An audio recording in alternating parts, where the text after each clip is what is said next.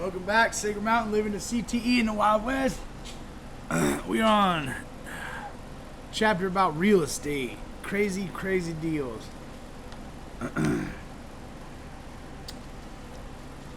We just opened Sacred Mountain Properties, and I had quite a few deals that didn't involve shooting or gunplay, well, or septic problems or cannabis growing, which you will hear about later.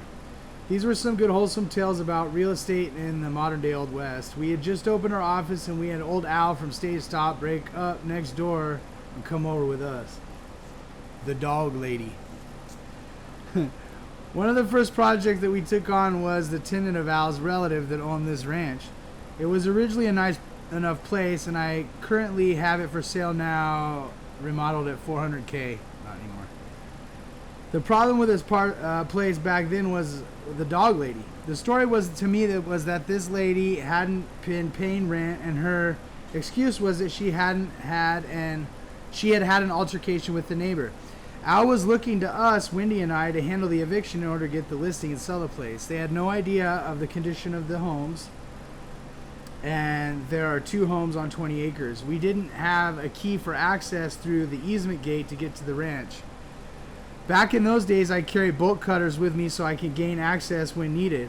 Okay, I still carry them, but don't use them so much. We had clients that wanted to see the place, and they are willing and qualified, which was rare in those days. We used them cutters and went up to access through the herd of cows to the main gate of the ranch. We attempted to get in and show the place and check it out for the first time. The caretaker was soon to get down to the gate and deny us access in Spanish. Wendy understood him. The clients were turned off, so we left. Wendy had her little baby Corbin at the new office. I was out showing property, and Wendy was sitting at my desk breastfeeding. There was a loud cop knock at the door, loud pounding. Then the door flew open, and this 6-foot drunk cowboy said, "I'm looking for Kevin Smith. That effort cut my lock, and I'm going to have words with him." In true mother defense mode, Winnie jumped up from the chair, still nursing the baby, and said, "You better step the F back or you'll be sorry." He didn't move and was so drunk that he was staggered at the gate and had a staggered gait and took a side step sideways. Wendy then said, "Kevin is not here, and if he was, you would be sorry." He started ranting about never cutting a man's lock in the gate, and he could sue, and even if he doesn't, he should kick my ass. He also brought up his kin that I sold a place to, and I was horrible to work with. There was a few back and forth with statements about how he was going to show me a thing or two and kick my ass when he met me. Wendy finally had enough and put her right foot forward. Then she lifted her pant leg a bit to expose the 9mm in her boot, while holding the baby with the other arm. The drunk cowboy then looked down, staggered his words, then took 6 backs and then said, "I need to calm down a bit." Of course, Wendy took the opportunity to scold him on the way out. As Wendy was giving him her final words, our little Corvin pulled off her boob and looked out in satisfaction, fully exposing Wendy's left breast. She then covered up the goods, said we were done, and shut the door. The best was to find out that evening that old Chip and his wife were board members for the local Caliente School Fund, for which Wendy had been donating massage gifts to be sold at the local fundraisers. Of course, both Chip and his gal KK became good friends with us. They're good people. It's a bit weird, but up here, when you man up to folks, you gain respect.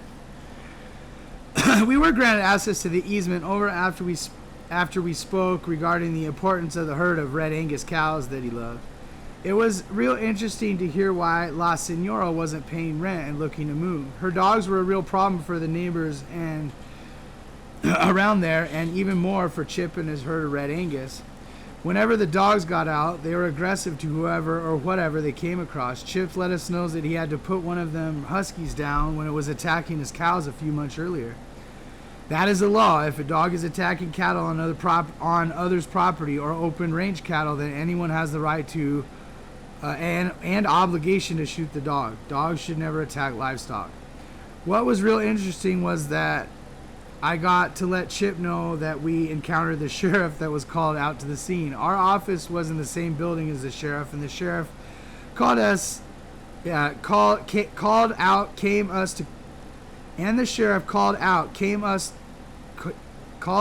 asking questions about this report of shots fired. That's actually when we realized that we didn't have access to the gate. What was so crazy to me is that a locked gate will stop a sheriff from entering a ranch, even with a report of shots fired. Nice. Later, we have found out that the law won't even go through a closed gate with no lock without permission. We have done 2 real estate deals for Chip and KK over the years, and they have proven themselves to be good people. We now have access to the ranch through the easement. We're very cautious of the herd. They're really nice cows. Our mission was to first and foremost access the condition of the home and then work on the eviction. We were met by the caretakers at the gate. Wendy had words with him in Spanish and not heated words. Wendy seemed to be talking nice, but I didn't understand. He kept saying, La Senora, this and that.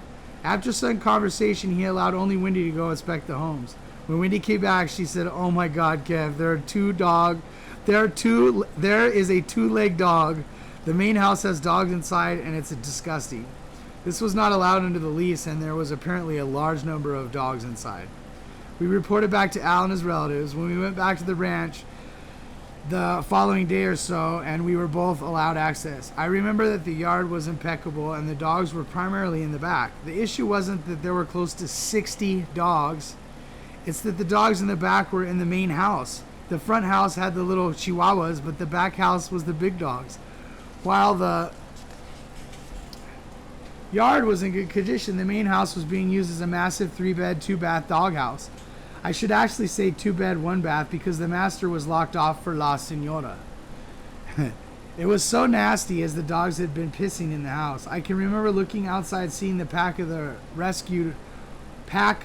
rescue or hoarded huskies, which looked like wolves. Most of those so-called rescues on the mountain are usually hoarding situations.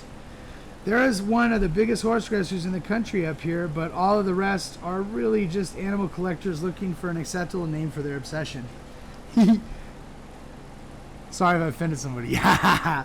Some of the huskies had blue eyes and were nice looking. However, my eyes were immediately drawn to this particular dog, the one with only 2 legs. It was doing a kind of hop walk, and there were other dogs that were constantly biting on it and attacking it.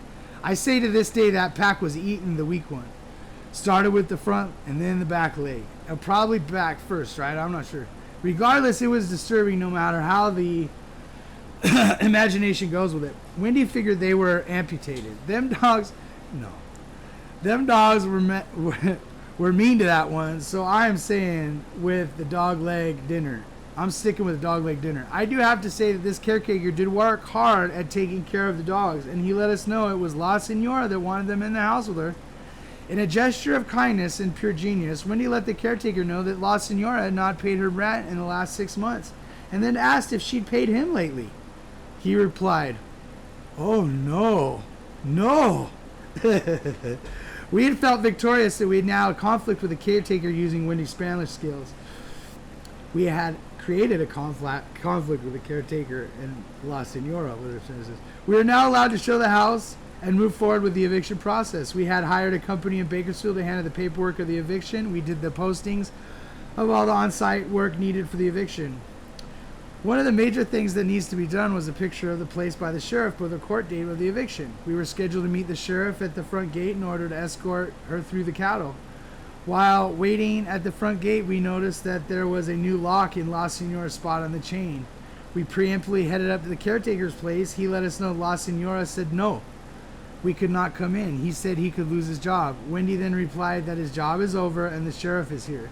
He had better head inside if he wanted to avoid speaking with the sheriff about La Senora. The caretaker then agreed to our access and headed back into the front caretaker's home. We then headed back down the road to meet the sheriff at the front gate. The sheriff was there waiting for us. We had a quick meet and greet with her, and then escorted her to the ranch. We entered. There was no sign of the caretaker. The sheriff let us know that she was there to get pictures of the address plates on the home for the court.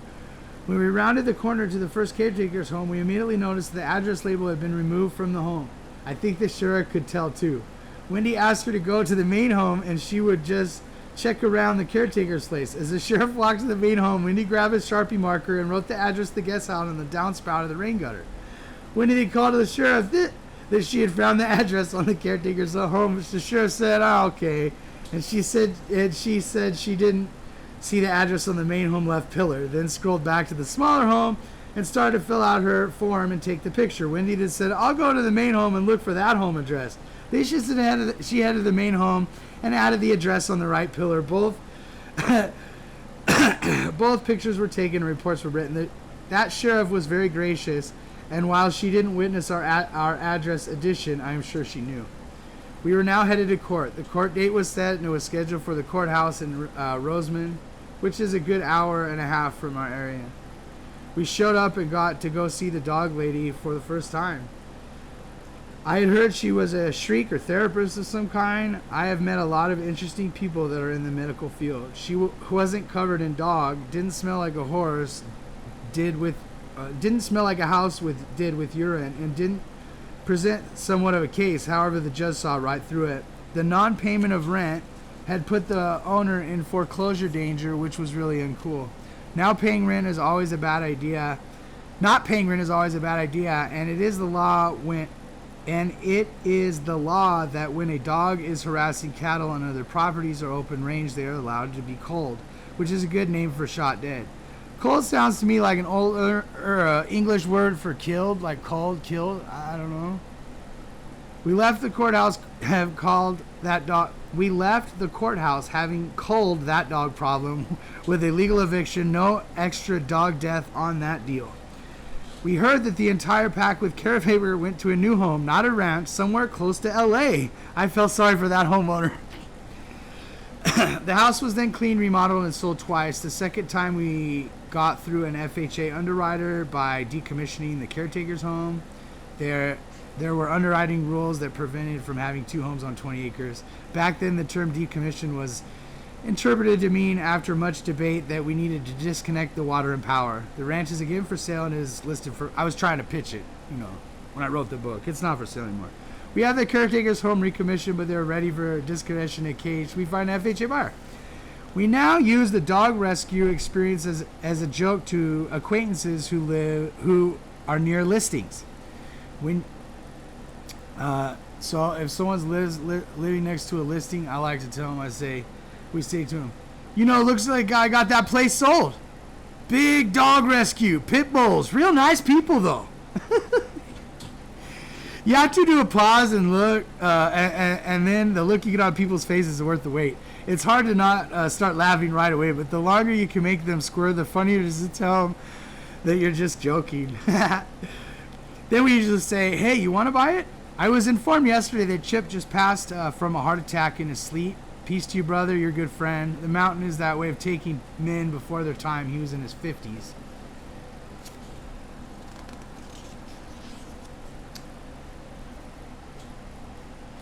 The turnaround. This is funny.